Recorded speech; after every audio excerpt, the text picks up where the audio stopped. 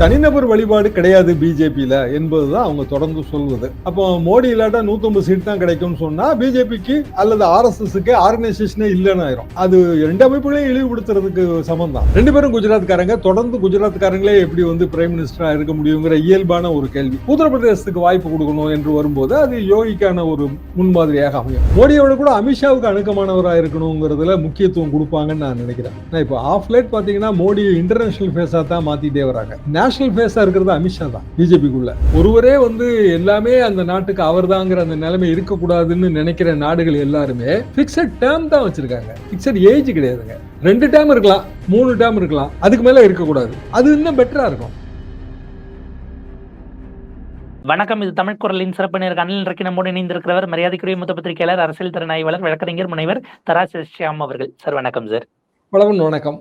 நிஷிகாந்த் துபே ஒரு கருத்து சொல்றாரு, மோடியினுடைய முகம் இல்லாவிட்டால் 2029 150 சீட்டு கூட கிடைக்காது அப்படின்னு ஒரு பார்வையை அவர் முன்வைக்கிறார். அவரு மோடியின் மீதான தன்னுடைய அணுக்கத்தை அல்லது ராஜ விசுவாசத்தை காட்டுவதா நம்ம ஒரு புறம் எடுத்தாலும், நாளைக்கு கண்டெண்டராக இருக்கும் அமித்ஷா அவர்களை குறைச்சு மதிப்பிடுறாருன்னு அதுல ஒரு பார்வை பார்க்கப்படுது. நம்ம இப்படி பார்க்கலாமா, இல்ல அது பிளேயிங் டு தி கேலரிஸ் பார்க்க வேண்டியிருக்காது? Playing to the gallery. ஆனா அதாவதுங்க, பிஜேபிக்கும் மற்ற கட்சிகளுக்குமான வித்தியாசம்னு அவங்க சொல்றதே வந்து தனிநபர் வழிபாடு கிடையாது பிஜேபியில என்பதுதான் அவங்க தொடர்ந்து சொல்வது.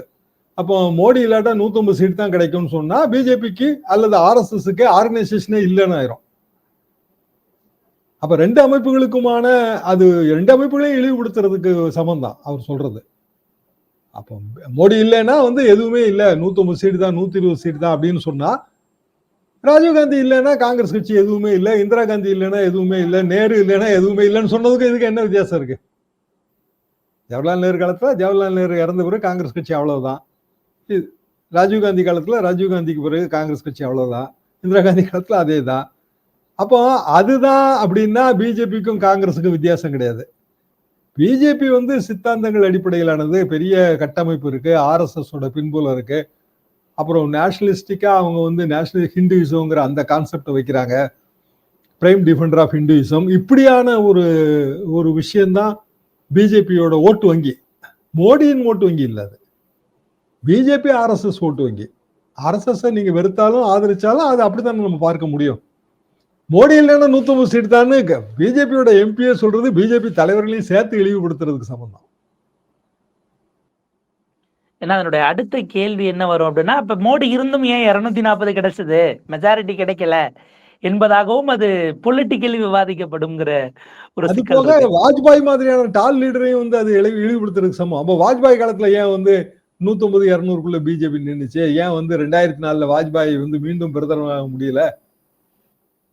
2009 அத்வானி ஏன் அத்வானி அவர்கள் பிரதமராக முடியல? இந்த கேள்வி எல்லாம் வரும்ல, அதுல இயல்பா அது சேம் சைட் கோலாகத்தான் அது அடிக்கப்பட்டிருக்கிறது அப்படின்னு. அதாவது மோடி அவர்கள் சொல்லி பிஜேபியோட எம்பி இந்த குரலை எழுப்பியிருந்தா அது இன்னும் மோசம். இப்ப எதிர்கட்சிகள் இதுக்கு அடுத்து இந்த பார்லிமெண்ட் செஷன் அது ரொம்ப முக்கியத்துவம் வாய்ந்ததுன்னு அவங்க நகர்த்துறாங்கன்னா, 2029க்கு அவங்க யாரை எதிர்த்து தயாராகணுங்கிற ஒரு பெரிய கேள்வி இருக்கும் சார். பிஎம் ஃபேஸ் ஆப்வியஸா அவங்க நடத்த போறாங்க. வாஸ்தவமாவே வந்துங்க, பிஜேபி அதை எப்படி பிளே பண்ணுதுன்னா, மோடி பிரைம் மினிஸ்டர் கேண்டிடேட்டுங்க, மோடி மேல நம்பிக்கை, மோடியால நடவடிக்கை எடுக்க முடியும், மோடி தான் பிரைம் டிஃபெண்டர், இதுக்குள்ளதான் அவங்க இது வரைக்கும் போயிட்டு இருந்தாங்க. இனிமேலும் அப்படித்தான் நாங்க போவோம்னு பிஜேபியில ஒரு செக்ஷன் ஃபீல் பண்ணுது. அப்படிதானே? அவங்க மோடி ஆதரவாளர்கள். அந்த செக்ஷனுக்கு எதிர்கருத்து பிஜேபியில இருந்து வரணும்னா அமித்ஷா கொண்டு வரணும். ஆனா அவர் கொண்டு வர விரும்பல, பொது வழிக்கு கொண்டு வர விரும்பல. தானே வந்து பழம் கணிஞ்சா சரிதான் நினைக்கிறாரு. அவருக்கான மைனஸ் பாயிண்ட் எதுன்னா, ரெண்டு பேரும் குஜராத்காரங்க, தொடர்ந்து குஜராத்காரங்களே எப்படி வந்து பிரைம் மினிஸ்டரா இருக்க முடியுங்கிற இயல்பான ஒரு கேள்வி. உத்தரப்பிரதேசத்துக்கு வாய்ப்பு கொடுக்கணும் என்று வரும்போது அது யோகிக்கான ஒரு முன்மாதிரியாக அமையும். பொதுவா இது எப்படி பிஜேபியில போகும்னா, மோடி அவர்கள் எப்படி வந்தார்களோ அப்படி போகும், அத்வானி அவர்கள் எப்படி வந்தார்களோ அப்படி, அந்த மாதிரியே நம்ம எடுக்கணும். அதான் BJP model, BJP model of change. Vajpayee காலகட்டத்தில் 2004 டால் லீடர் வாஜ்பாய் வந்து பிரதமர் வேட்பாளராக முன்னிறுத்தப்பட்டு அவ்வளவு பெரிய இந்தியா ஷைனிங் கேம்பெயினுக்கு பிறகு வெற்றி பெற முடியலங்கும் போது அத்வானி அவர்கள் அவர் தான் பிரைம் டிஃபெண்டர் என்கிற கான்செப்டை கொண்டு வந்து தான் இந்துவிசத்தை காப்பாத்துறது அத்வானியால தான் முடியும். 2009 வெற்றி பெற முடியல. 2014க்கு முன்பு நடந்த வரிசையான கூட்டங்களை நீங்க எடுத்து பாத்தீங்கன்னா, பிஜேபியோட டாப் லெவல் கூட்டங்களை நீங்க எடுத்து பாத்தீங்கன்னா, அந்த ரோலை வந்து மோடிக்கு அசைன் பண்றாங்க. மோடிக்கு அசைன் பண்ணும்போது அத்வானி அவர்களே பிரதமர் வேட்பாளருக்கு இங்க பிஜேபியில தகுதியானவங்க 5 பேர் இருக்காங்கன்னு சொன்னாரு. மோடியும் சேர்த்து, மோடியும் ஒருவர், ஆனா இன்னும் 4 பேர் இருக்காங்க, மொத்தம் 5 பேர்னாரு. மோடி அவர்கள் அதை ரசிக்கல. அதுக்கு பிறகு அத்வானி அவர்கள் அது கொஞ்சம் கொஞ்சமாக அந்த லைம் லைட்ல இருந்து அவர் விலக வேண்டியது ஏற்பட்டது. அப்பதான் 75 வயசுக்கு மேலங்கிற கான்செப்டை கொண்டு வந்தாங்க. அப்பவுமே பிஜேபியில வந்து 75 வயசை தாண்டிய லீடர்ஸ் இருந்தாங்கிறதான் உண்மை. அப்போ இன்றைக்கு வந்து பிஜேபிக்குள்ள இருக்கிற உட்கட்சி பிரச்சனையா தான் இதை பார்க்கணும்.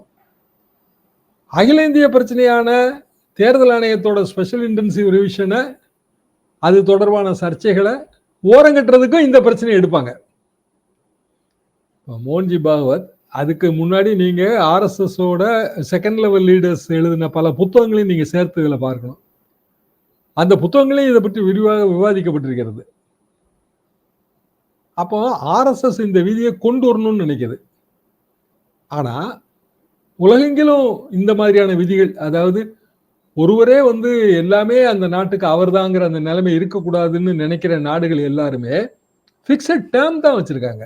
பிக்சட் ஏஜ் கிடையாதுங்க. 2 டேர்ம் இருக்கலாம், 3 டேர்ம் இருக்கலாம், அதுக்கு மேல இருக்கக்கூடாது. அது இன்னும் பெட்டரா இருக்கும். இந்தியாவில் வந்து கான்ஸ்டியூஷன் படி ஒருவர் வந்து 2 டேர்ம் 3 டேர்ம் தான் பிஎம்ஆ இருக்கலாம், சிஎம்ஆ இருக்கலாம், அப்படி கொண்டு வரணும்ல. அமெரிக்கா மாதிரி ஒரே நாடு ஒரே தேர்தல் மாதிரி இதையும் ஒரு தேர்தல் சீர்திருத்தம் தானே. அப்படின்னா இந்த மாதிரியான ஒரு வாத பிரதிவாதங்களுக்கே இடம் இருக்காது. இது எவ்வளவு பெரிய சர்ச்சையை ஏற்படுத்த போகுதுன்னு நமக்கு இன்றைக்கு தெரியல, போக போக தெரியும். இதனுடைய அடுத்த கட்டம் என்பது, அதாவது நம்ம டெஸ்டிங் த வாட்டர்ஸ் மாதிரி அடுத்த கட்டமா நம்ம கவனிக்க வேண்டியது, பாஜகவினுடைய தேசிய தலைவர் முயற்சியிலிருந்து யாருக்கான கை ஓங்க போகிறதுங்கிறத ப்ரெடிக்ட் பண்ணிட முடியுமா?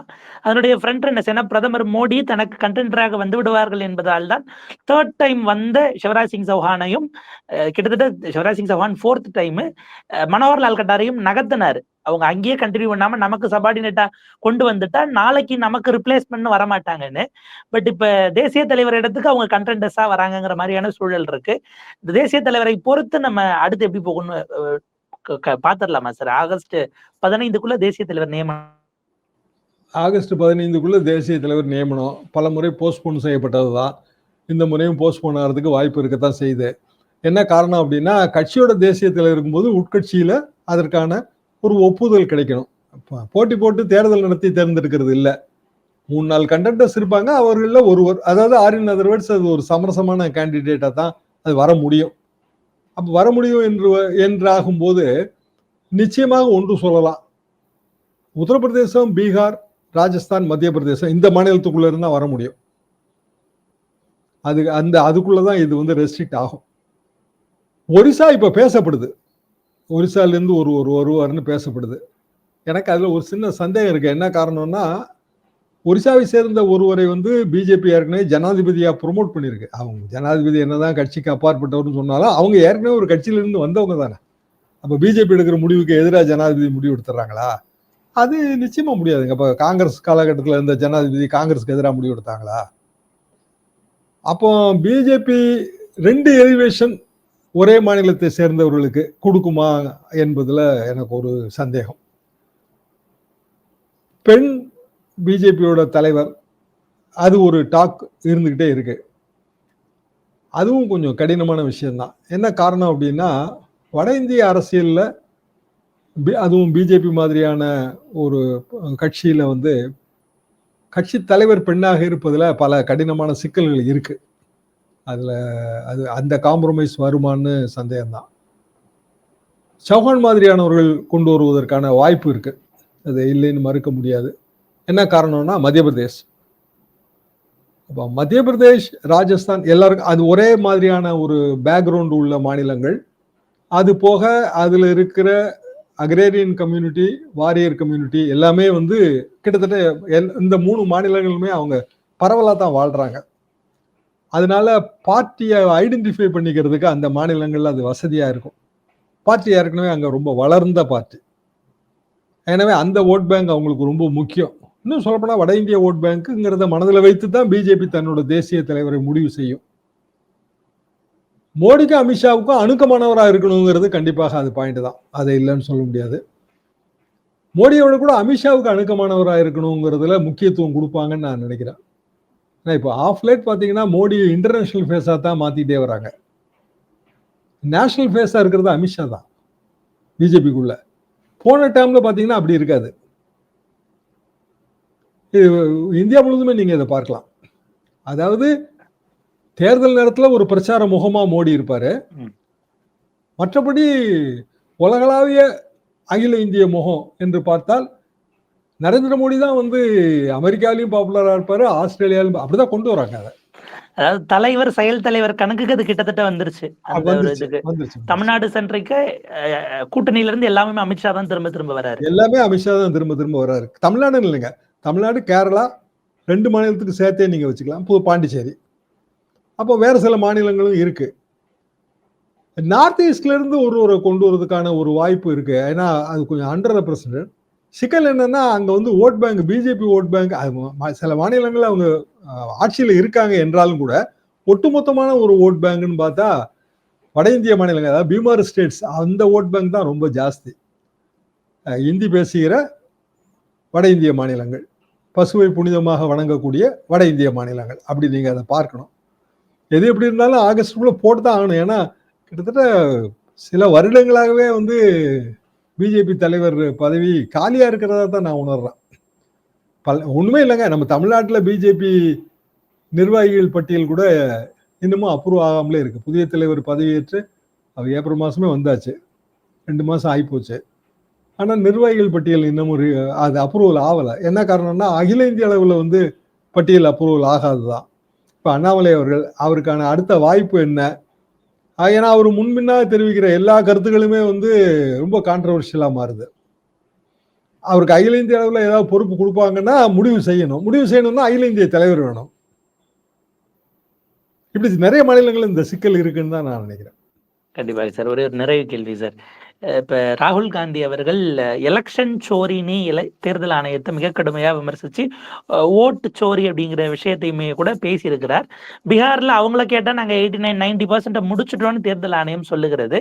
எதிர்கட்சிகள் இதை பார்லிமெண்ட்டுக்கு கொண்டு போறதை தாண்டி ஃபீல்டுக்கும் கொண்டு போகணுமா? அதனுடைய சீரியஸ்னஸ் புரிஞ்சதுனாலதான் மம்தா பானர்ஜி பேரணி நடத்துறாங்க, திமுக இருந்து எம்பிக்கள் போய் பார்த்துருக்காங்க. ஏன்னா இவங்க எல்லாம் அடுத்த எலெக்ஷனுக்கு வரக்கூடிய மாநிலங்கள்னு பார்க்க வேண்டியிருக்கு. இதை அக்ரெசிவா மக்கள் மன்றத்துக்கு கொண்டு போவதுங்கிறது சாத்தியமா? எதிர்கட்சிகள் கையில் எடுப்பாங்களா சார் அதனுடைய சீரியஸ்னஸ்? மக்கள் மன்றத்துக்கு கொண்டு போறதுக்கான ஒரு முயற்சி தான் இந்த பீகார் பந்த்.